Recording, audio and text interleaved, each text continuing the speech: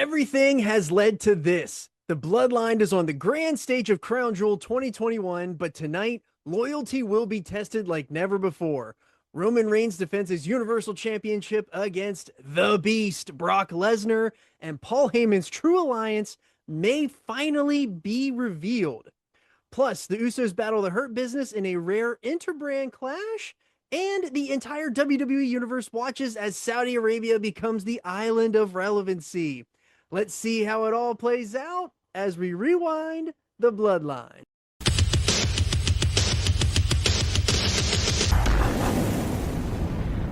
Welcome back to the Bloodline Rewind. I'm your host, Johnny Bake Show, and my co-host, Teddy Bongoose, is in here today as this is part 46. If you have missed last week's episode, we covered the Go Home SmackDown, where we had an eventful contract signing for today's main event, as well as a very fun street fight for the tag team titles, where the Usos retained, so go back and check that out. If you are new here, make sure you hit that subscribe button. It's the best way to support the channel. It keeps you in the know for when we drop new Bloodline content daily. So before we hop in, Goose, do you have some notes from the Observer? So the notes here are from the October 25th and November 1st, 2021 Observer newsletters. So Dave Meltzer said, whatever one wants to say about doing the shows themselves, WWE presented one of its best shows in a long time with Crown Jewel on 10/1 in Riyadh, Saudi Arabia. So we're going to hit pause here. What does that say about how much better they've gotten that this show was considered one of the best shows in a long time? I actually think that that's more of a testament to 22, 23, 24 than it was to this show by itself. What do you think? Yeah, this show by itself was not great, but I do think you're right in saying that like the best is only yet to come, especially here in the storyline. Which is exciting because we're not going backwards. Right. We're not going back to 2017. We're going forward. So that's really cool. So he applauded the faster paced in ring, said the crowd was hot, which they've never had before. And in reading that, that did stand out to me that those first shows, it was just like royalty sitting on leather couches. Yeah. Do you know what I mean? Turned around on their phones, not paying attention. Yeah. Disastrous. And you know what? And we'll get to it later, but all I could hear in the crowd was kids. Yeah. And it was awesome. Like I agree. They were a great crowd. Yes, they were loud and you could hear them. So there was no announced attendance, but that didn't matter because for these events, WWE gets approximately $50 million guaranteed. And even though it was a Thursday afternoon, there was actually similar interest to a normal WWE pay-per-view. Crown Jewel was the #2 most searched topic on October 21st, 2021 on Google with 200,000 searches. And Meltzer says that that's usual for a non-big show. I'll say this because I do like the midday Crown Jewels. Like, I don't know, for whatever reason, I liked them. I like the fact that like you're at work, you could just kick it on and there it was. I'll one up you, man. And I know that I'm in the minority here, right? But I love everyday pay-per-view. Everyone. Yeah. I agree. I like day pay-per-views. Yeah, these Australia or Saudi or AEW has been running their shows the last few because the counter programming in the afternoon. I love it. Now I'm also an old man dad, so I'm home. Yeah, right. You know what I'm saying? I don't like staying up. Right, and that's what makes it fun, and I do really enjoy it. So again, interest was good. And this also that's a testament to the card as well, especially the main event. If people were going to come and check this out, because not only is it an afternoon show, but it's a Thursday show. So the fact that there's interest there, good on them for that. So this show had 92.7% thumbs up, 0 thumbs down, and 7.3% thumbs in the middle. Again, that's our first 0 thumbs down. Right. And again, it just goes to show that they're getting better. And the only reason that we might not feel that way is because we've seen better than this. You know what I'm saying? We already know where they're going. We know what it's going to be. So like, yeah, these don't feel as big as what they probably were at the time. Right. So the best match poll winner was Edge versus Rollins in the Hell in a Cell. Roman and Brock finished third. And that was actually behind the Becky, Bianca, Sasha Banks triple threat. Wow. So let's go ahead, man. Let's get into this. Our kickoff show. We're starting this with a kickoff show. Yep. Has Kayla Braxton, Matt Camp, and Peter Rosenberg. And brother, at this point in time, I could not hit fast forward quick enough. At about the 26-minute mark, Paul busts out of Roman Reigns' locker room. He has one hand wiping his face, and the other one's holding the red iPhone. So Kevin Patrick stops Paul backstage, and Paul forgets who he is. They literally just talked to each other 2 weeks on the Raw at the draft. Yeah, you know what, though? Honestly, I forgot to. and then Kevin Patrick said his name, and good on him for that, because I was like, oh, yeah, you got a point here, Paul. So Kevin asked Paul if it's going to be difficult for him out there tonight, given his dueling loyalties to both men. Paul says, okay, I didn't understand a word that you just said to me, and I know that Kayla put you up to this. Which I thought was hilarious. But Paul tells him to ask relevant questions and provoke an honest answer out of him. Kevin asks if it's true that last Friday he met with Brock Lesnar over the contract. Paul says, before you get fired, which I hope is really, really soon, let me give you an exclusive. And I think that he actually gets fired. I'm not saying soon, but it's not far away. So right. This is Paul being the Oracle before he's the Oracle. Right, yes. So tonight he's going to walk down to the ring with the reigning, defending, undisputed Universal Heavyweight Champion Roman Reigns. And then he's going to walk back to the locker room with the reigning, defending, undisputed WWE Universal Heavyweight Champion. So he doesn't outright say who he's coming back with. And I thought that this was just another great layer to Double H and Paul. Yeah, love what they did here. And I guess we're in the bottom of the first inning if we're looking at the yeah. So we do actually have a match on this kickoff show. It is the Usos versus the Hurt Business, Shelton Benjamin and Cedric Alexander. Yeah, Cole Graves and Byron Saxton are on the call. So at this point in time, I don't have particularly high expectations for this crew. So we'll see how it goes. Ced and Jay get us kicked off with massive Usos chants as Jay lands a shoulder tackle. Cedric grabs Jay, but Jay takes over with a side headlock that he rolled out of, and Jay hits the ropes, lands a big backdrop for a quick count. Jay is sent into the ropes by Cedric, but Jay ducks a punch, but Shelton is there on the apron, but he hops down as Jay misses punching him, and the Hurt Business now takes over. Shelton tags in and lands some big kicks in the corner. Shelton drives Jay into the corner again as Cedric blind tags, but Jay is now fighting out.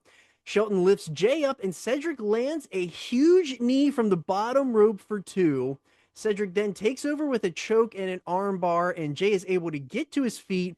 But just like in the Street Profits match from Extreme Rules, Jay is now fingertips away from tagging in Jimmy. So now the Usos are getting a dose of their own medicine here. Yeah, and I thought that this was totally the right call, having the Usos work babyface. Yeah. Not only were they built like baby faces, right? The smaller guys or whatever, Right, yeah. But the crowd was into them. And so if this was their layout, which I assumed that it was, it matched up perfectly with where the crowd was. Way to read the room, guys. That was good work. So Cedric lifts Jay up for a suplex for another 2 count, and Shelton tags back in and hits a shoulder breaker on Jay and an arm drag. Jay is now fighting out of the arm bar by Shelton and trying to tag Jimmy, but he's cut off again. Jay escapes to the corner when Shelton puts him on the top rope. Shelton goes for a superplex, but Jay is fighting out. Jay hops down for the tag, but Shelton hits a big spine buster for 2, and now Cedric tags back in. Yeah, I think that this is where I wrote, wow, Shelton is now dragging Jay over to the corner like a crying kid at Walmart. Yes. Do you know what I mean? Like, we're leaving the toy section. You couldn't make up your mind. Let's go. And because Jay is dead weight, dude, and he just strung him right across the mat. I loved it. Yes. But, dude, did Jay bring his selling shoes with him to Saudi Arabia or what here? Dude, selling all over the place for this. Jay was on it this match. Forever and ever, it felt like. Man, go ahead. Well, we'll get to it. So Cedric has Jay and a half crab, and they're still working over his arm. Shelton is back in, and Jay fires up with some rights, hits a spinning enziguri, and this is the moment that Jay actually needed. Yeah, right before this, Jay says something to Sheldon, like before they start trading rights, and I hope it was, okay, man, enough. Let me start my comeback. Dude, he literally was selling for it felt like you said it in the chat, like 27 minutes. Like it literally felt like forever. He's just getting beat on here. Yeah, yeah. Come back now. Now, let me get out. Yeah. So both men tag out, and Jimmy is running wild with a huge combo that ends with a modified Samoan drop. Jimmy nails the hip attack for 2. Jimmy rolls up Ced kicks out, and Shelton is there to land a knee on Jimmy, just like how the Usos have won so many of these matches. It happens to them here, and Jimmy is able to kick out. Shelton tags in and is trying to set up the flying knee on Jimmy, but Jay flies in, he grabs Cedric's ankles, and now Jimmy lands an uppercut on Cedric in the corner, but Sheldon lands a knee to Jimmy. Sheldon then hits an angle slam for 2. Cedric and Jay then come into the ring. They're exchanging kicks. Shelton and Jimmy fire up. Shelton lands a code breaker for 2, which I thought was really interesting. Yep. Shelton is going for a powerbomb, but Jimmy slips out. Cedric blind tags in, and the Usos land the double super kick on Shelton and Cedric. Jay hits the Uso splash, and the Usos get the victory in an interpromotional showdown. And I got to know what you thought about this match here, Eddie. Yeah, so I thought the match was fine. When it was over, Michael Cole immediately said, the Bloodline dominant in this tag team match tonight. And it's like, dude, they sold for 80% of this match. Yes. Yeah, if I was rating it 2.5-star match for me, just like you said, dude, especially for a pre-show match, I want more action to get me fired up for the show. Right. Instead, it's just Jay selling for what felt like hours. Dave actually gave this 3 stars. He liked it more than I did. What did you say, brother? So this isn't in the pantheon of like other kickoff shows that we've seen. Like we saw the Street Profits versus the Usos, where the Usos were defending their tag titles for the first time.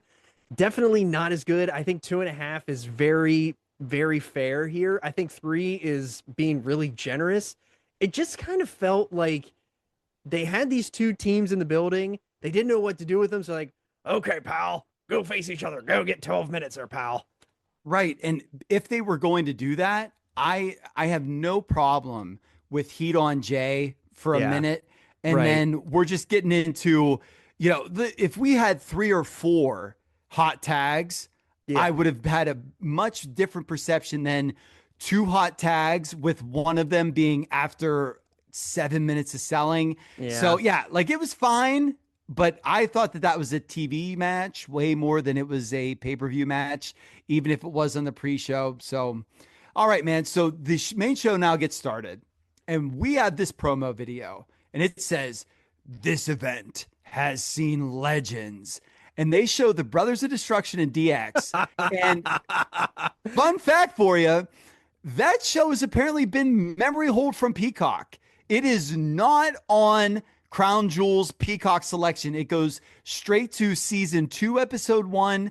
And the second episode of Crown Jewel is actually this one, which is season 3, episode 1. So, well, good news for you listeners here, because we already covered that before we started doing the Bloodline Rewind. It is on the channel. You can go back and see it, where we covered the disaster that was DX versus the Brothers of Destruction. Yeah, and we're looking fondly back at it here, apparently, except for whenever Paul, Sean, and Taker now get a lot of creative influence backstage. They said, "Oh, that doesn't work for me, pal. Let's go ahead and get that out of here." So tonight we have the King of the Ring, Queen's Crown, Lashley and Goldberg, the Ladies Trio, a Hell in a Cell match between Seth and Edge, Big E versus Drew, and then it says, "As we witness the best." They show Roman, "As we make way for the Beast," and then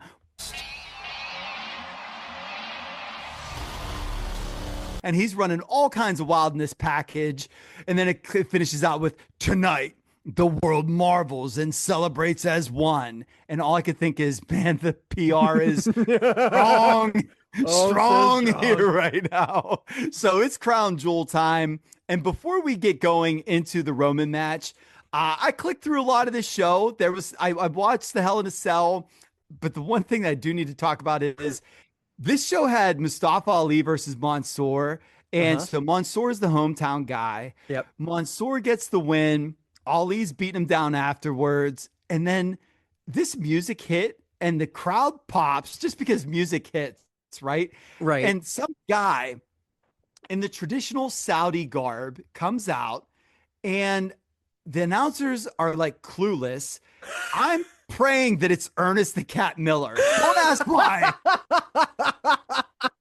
If it would have been the cat dude, I would have died. Don't ask why, but I'm praying that it's Ernest the Cat Miller. He walks down slower than Travis Scott at WrestleMania 41, and then he reveals himself to be Tariq Hamid. I hope that I said his name right. He's a silver medalist in karate from Saudi Arabia, which is really cool, and he was mega over with the crowd, but Michael Cole calls him a, quote, he is a silver medalist karate player. That totally killed it for me. Oh, the best of Michael Cole. Yeah, Michael Cole introduced him the way that my mother would have introduced this guy. Oh, he's a karate player. You gotta love Michael Cole, especially here. Imagine if it would have been McAfee. Oh. Yeah, bless you, Saxon, for being here. That would have sent me over the edge. All right, brother, let's go on with this main event. So we have our main event, which is for the Universal Championship. It is Roman Reigns versus Brock Lesnar, and we have an awesome package, and we get Roman coming out again as champion first in this main event. Yeah, the pre-match package for this is actually the same promo package we saw on SmackDown with Paul walking around the darkness. Yeah. Brock's return at SummerSlam, all of that. So check out the previous show. We went through all of that, but now we've added on the contract signing here where Brock sows that last seed of doubt that he and Paul went over the contract earlier in the morning. Roman comes out 416 days as champion, wearing the red gauntlet, flanked by just Paul, and Paul's caressing the title, hands it to Roman. Roman holds it high above his head as the pyro goes off. And the only thing that I could think about here as Brock was coming out is like, holy cow, he's so jacked, he's so lean, but brother, you're going to be so jacked in 2025. That dude Graves even says somehow Brock Lesnar looks even better shape than the last time we saw him. And literally I wrote, that seems to be the trend. Yes. is that appearance by appearance, he turns more and more into He-Man. He is so huge and he's so lean here. Yeah. And 50. Yeah. Bearded, it got to be the bearded butcher. Right. So the ring announcements are now over. And by the time that happens, we are literally 15 minutes of entrances and ring announcements. Roman looks great, but to me, in these lights, he's slightly lacking a tan. I was surprised by that. All right, Eric Bischoff. I know. I felt very Bischoff-y. I did. I couldn't help it. But speaking of color, Brock's face is fuchsia 18 seconds into this match. Dude, he's so purple. He gets so purple so quickly. Right away. So Lesnar is aggressive early. He grabs Roman, puts him in the corner. And I thought that this was different from any of the matches that we've seen recently because Roman is usually very passive, very calculated. But here Brock jumped right in his face. And I thought that it was a great start. Well, that's the Brock formula, and so I usually love me some Brock matches, so I like this a lot. So Lesnar again jumps Roman and starts pounding on him with some huge rights in the corner. He goes to take Roman to Suplex City, but Roman counters. Roman fires back with rights of his own, but Lesnar again goes for the suplex, but Roman is using the top rope to keep Brock from landing the suplex. Roman lands an uppercut, but Lesnar fires up and drives Roman across the ring into the corner. He's laying in shoulders, but Roman lays in rights again, and Brock goes for the suplex, but Roman, he's learning. He's like, I'm not letting go of these ropes, and until something changes, we're going to just keep seeing this over and over and over again. Yeah. This is crafty, calculated champion stuff. So Roman goes for another right, but Brock ducks, and that's all he needed was to pull Roman out away from the ropes, and he takes him to Suplex City. Roman retreats to the corner where we get the sequence of Brock trying to pull him off the ropes with a suplex, but Roman won't let go, so Brock beats him down in the corner with kicks. Yeah, and as Brock is stomping a mud hole in him, Cole again brings up Lesnar squashing Cena at SummerSlam. I thought that was also interesting with where we are in the real timeline. And Byron says, you think Roman Reigns didn't study that match? And again, it's just wild to be 4 years later sometimes. You know what I mean? It is so weird. So Roman is now in the apron. He hangs Brock off the top rope. He drags him to the outside. Brock pushes Roman into the barricade, but Roman fires back with a right and drives Brock's head into the ring post, and now Brock is down. Roman and Brock are recouping. Roman goes over to Brock, but Brock picks Roman up for an F5, but Roman is there to grab the ring post. Brock just tosses Roman into the ring, but Brock is selling for what Graves questioned as a possible poke to the eye, but did you catch anything here on that?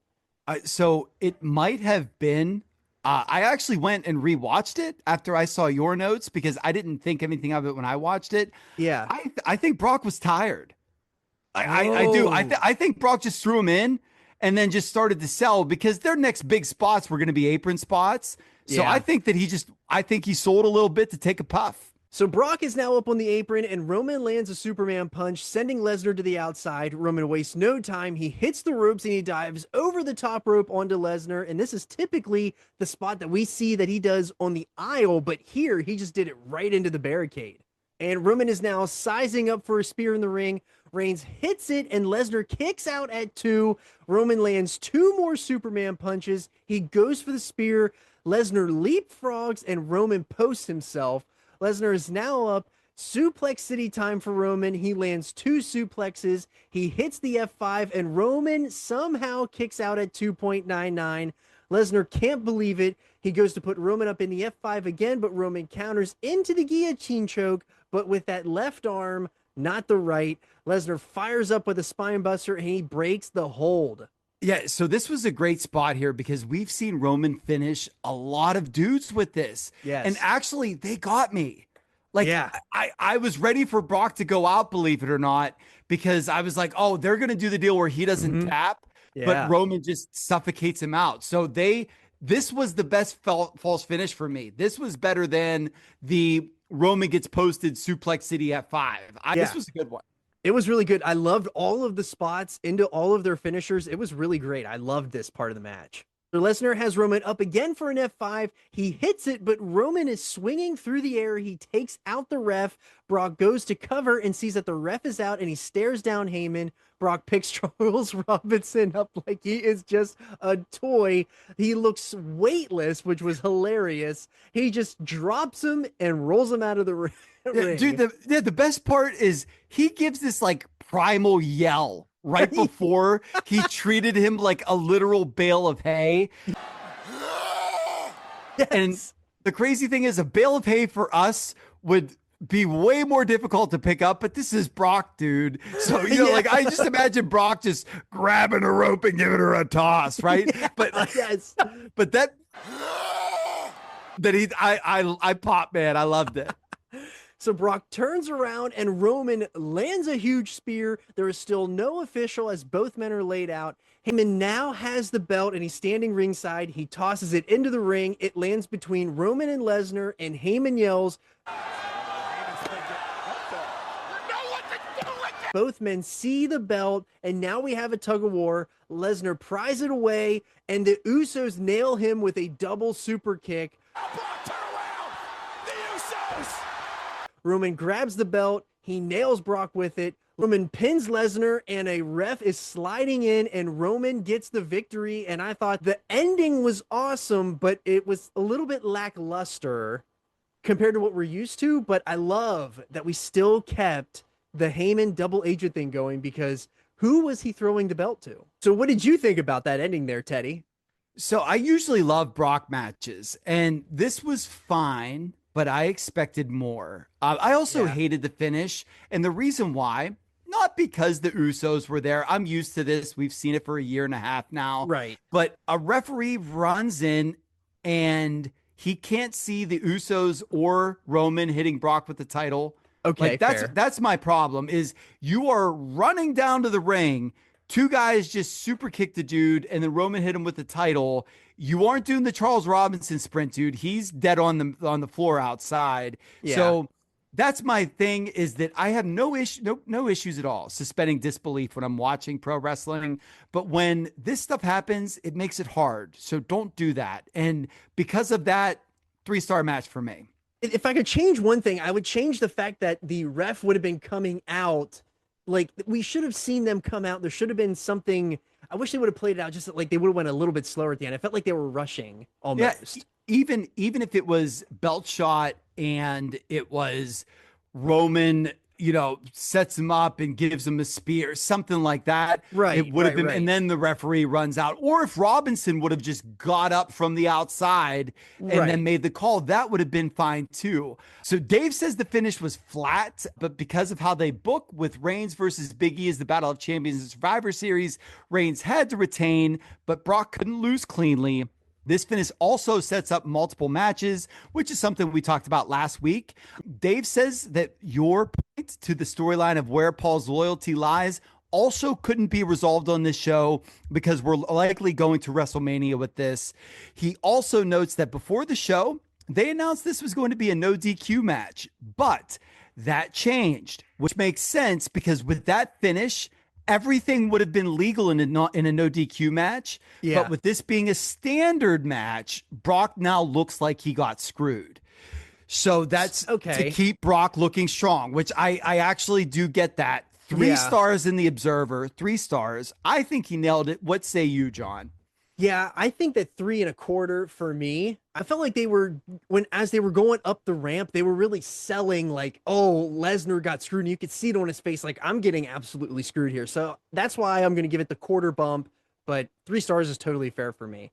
Yeah. And the action was good. So before we get out of here, for where we are in the timeline, Braun Breaker is facing Tommaso Ciampa for the NXT Championship at Halloween Havoc. Okay. This was a match that he was expected to win, to be the new flag bearer of NXT 2.0, but Ciampa ended up getting the pin, so some restraint there, which is nice to see.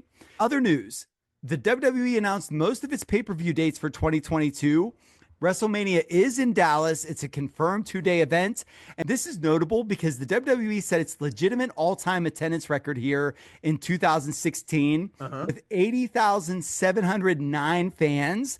They did claim 101,763, but that 80,000 plus number came from Brandon Thurston, who got the actual count from the Arlington Police Department. So that would be their official turnstile number. Yeah. For reference, SummerSlam in 92 in Wembley was 79,127, and the Silverdome for Mania 3 really was 78,300. They also announced a Labor Day pay-per-view, which will end up being Clash at the Castle. We'll get there. That's a big one. Yep. And the last thing that we need to bring up, because this will be something we talk about much more in the future in our timeline. Yes. The day before Crown Jewel, Cody Rhodes pinned Malachi Black in a match that Dave Meltzer gave 4.25 stars to, but said the crowd was very pro Malachi and the cheers for Rhodes would only get drowned out by boos. He says Cody was, quote, booed like crazy, end quote, when he won. And he said the crowd wants Cody to turn, and AEW has been presented with its first Cena Roman situation. So John Baker, I remember the beginning of the end starts now. What say you, sir? Man, I remember this match, and